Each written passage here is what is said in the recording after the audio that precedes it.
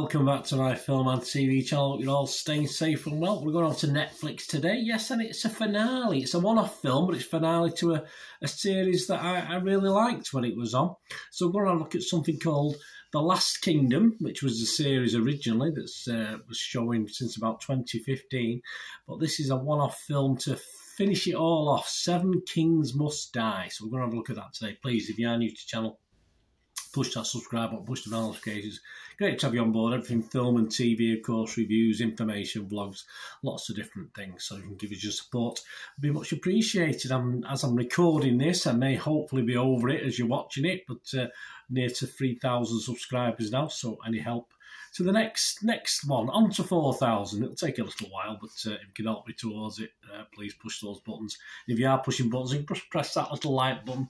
It'll be much appreciated. Right, The Last Kingdom, 7 Kings Must Die, 15 certificate, 111 minutes. So I think the original series was about 45, 50-minute episodes. Could even be an hour, something like that. So it's like a couple of episodes, really. And it's a historical drama directed by Edward Bazalgette, written by Martha Hiller, and based, of course, the Saxon stories by Bernard Cornwell. I've always meant to read them, I've never got round to it. It's a sequel to the Last Kingdom television series, as I've stated, of course. I think it was about 50 episodes or so over about 5 seasons, something like that from memory. All these scores and comments was at the 21st of April 2023 at 1 PM UK time. Rotten Tomatoes audience, Joe Public, yeah, like it, 75% positivity, 4.1 out of 5. And Internet Movie Database, yes, equally positive, 12,000 scores left, 7.1 out of 10. And this was released on Netflix, and I've only just noticed it on the 21st, about a week later, but apparently was released on Netflix on the 14th of April, so I must have missed this one, 2023. It's been a week. Well, I've been doing it. Shocking. I've gone down in my own estimations. It's also, of course, as I said, a conclusion to the series and the story.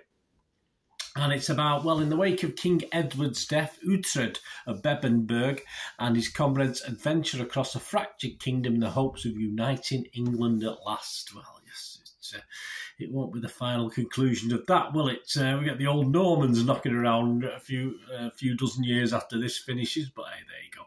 It stars people like Alexander Draymond, Harry Gilby, Mark Rowley, Arnes Federovicius, Cavan Clerkin, James Northcote, Laurie Davidson, Elaine Cassidy. So there are 1 or 2 familiar faces from the series. And on Rotten Tomatoes, the critics, well, they quite like it. 91% positivity, but only 11 critics, so it's not a wide range. 7.3 out of 10. 10 fresh and 1 rotten. Leslie Felperin from The Guardian said there's a ton of plot crammed tightly into the running time. There certainly is. But director Edward Bazalgette manages the storytelling efficiently. Okay, not gushing, but positive. Joe Berry from Digital Spy said, if you love The Last Kingdom as a series, I did, you'll be very pleased with this final slice of medieval warrior life. Well, I'll let you know in a moment.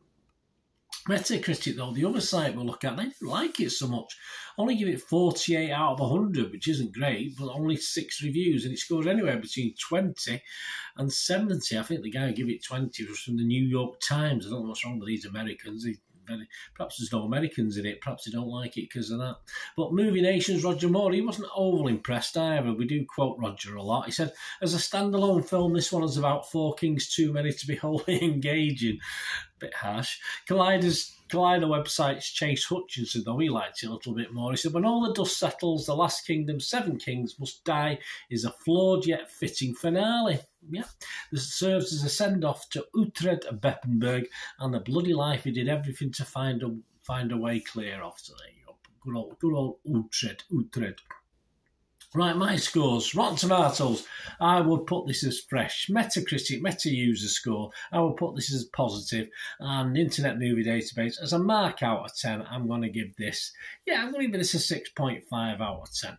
The Last Kingdom, it was a good series. I did enjoy it. And sadly, as I said, this is a one-off film finale. And as such, it does suffer from a lack of depth. Certainly, if you're not familiar with the Last Kingdom series, you will be a little bit confused as to certain characters and what state we're at, because there's no real big build up to it. It's just to say more or less a continuation. So if you will struggle if you've not watched the series, but I mean, obviously, if you do like historical dramas, I'd always recommend you go back and watch all the episodes and come back to this at the end as a finale. So otherwise, it could be a little bit difficult to pick up the thread. I know I sort of more or less know what's going on, although my poor memory's probably forgotten things.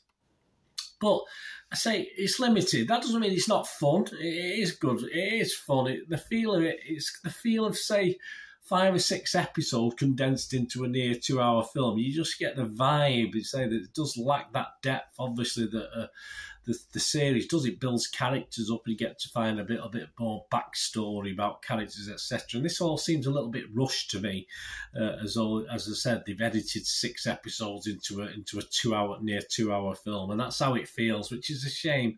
But as I said, not a total disaster. If you are a fan of the series, you take what you're given, don't you?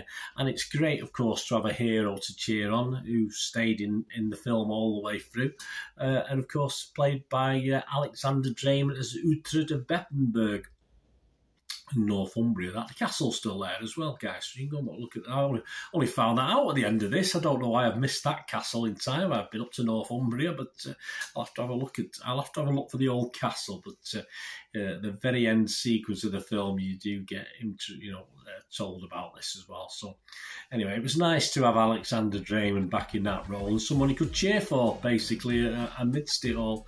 I would have rather had a new full series, of course I would, to finish it off, but as I said, beggars can't be choosers, can we? So I enjoyed this anyway as a one-off standalone film. Let me know what you think, guys. It'd be great to hear from you. Until we meet again, last one thing, don't worry. Please stay safe, everyone. Bye for now.